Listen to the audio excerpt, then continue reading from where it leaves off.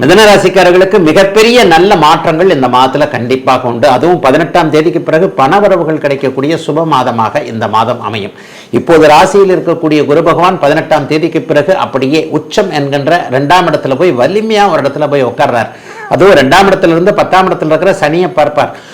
வேலை, தொழில், வியாபாரம் போன்ற அத்தனை அமைப்புகளும் இப்போது மிதனராசிக்காரர்களுக்கு நல்ல முன்னேற்றத்தை தரக்கூடிய அமைப்புகள் சர்வ நிச்சயமாக உண்டு.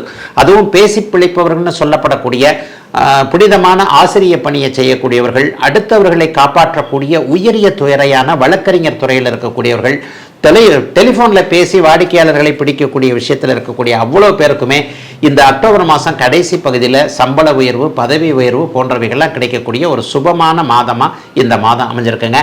பெரும்பாலோருக்கு மனைவி, வாழ்க்கை துணை, கணவன், வாழ்க்கை துணைவர் அடையாளம் காட்டப்படக்கூடிய அமைப்புகள் இப்போது உண்டு. ஆணுக்கு பெண்ணையும் பெண்ணுக்கு ஆணையும் அறிமுகப்படுத்தக்கூடிய ஒரு மாதமாகவும் இந்த மாதத்தை சொல்லலாம்.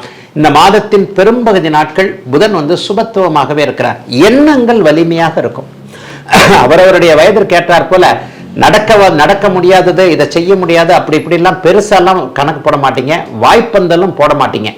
எதை செய்ய முடியுமோ அதை கரெக்டாக செஞ்சு முடிப்போம் என்கின்ற மாதிரியாக உங்களுக்கு தேவையான, உங்களால் முடிந்த அத்தனையும் பிளான் பண்ணக்கூடிய ஒரு அற்புதமான நல்ல மாதமாக இந்த மாதம் அமைஞ்சிருக்குங்க. 3ஆம் இடத்துல கேது வலிமையான ஒரு அமைப்பில் இருக்கிறது. மாத ஆரம்பத்தில் கொஞ்சம் சுக்கிரனோடு சேர்ந்து இருப்பது என்பது இதுவரை இல்லாத அளவிற்கு கலைத்துறை, சமூக ஊடகங்கள் சார்ந்த விஷயங்கள், ஃபேஸ்புக்கில், இன்ஸ்டாகிராம்ல எல்லாம் பணம் சம்பாதிக்கணும்னு நினைக்கிற அத்தனை மிதன ராசிக்காரர்களுக்கும் அதற்கான வழிமுறைகள் தெரியக்கூடிய அமைப்பு என எல்லாத்துலேயும் ஒரு நல்ல அமைப்புகள், நல்ல காலம் உண்மையிலேயே மிதன ராசிக்காரர்களுக்கு பிறந்துருச்சுன்னு சொல்லலாம். ஆனால் இவ்வளவு சொல்லியும் இன்னும் நான் ஒரு 90% பேர் தான் நல்லா இருக்கிறோம், ஒரு 10% பேர் கஷ்டப்பட்டுக்கிட்டு தாங்க இருக்கிறோம், முன்னேற்றங்கள் பெருசாக இல்லைன்னு சொல்கிறவங்களுக்கு தசாபக்தி அமைப்புகள் 6-8 அமைப்புகள் இருந்தால் சின்ன சின்ன கஷ்டங்கள் இருக்குமே தவிர எதையும் சகித்து கொள்ள முடியாத அளவிற்கு, கண்ணீர் விட்டு கதறி அழகக்கூடிய அளவிற்கு மிதன ராசிக்காரர்களுக்கு பெரிய சோதனைகள் கண்டிப்பாக இல்லை. ஒரு வழக்கத்தை விட ஒரு நல்ல முன்னேற்றம் இருக்கக்கூடிய அமைப்புகள் தான் இப்போது மிதன ராசிக்காரர்கள் எல்லோருக்குமே இருக்குது. பெண்களுக்கு கடந்த காலத்தில் கணவர், குழந்தைகளின் பேரில் இருந்து வந்த மன அழுத்தம் விலகக்கூடிய தன்மைகள் கண்டிப்பாக உண்டு.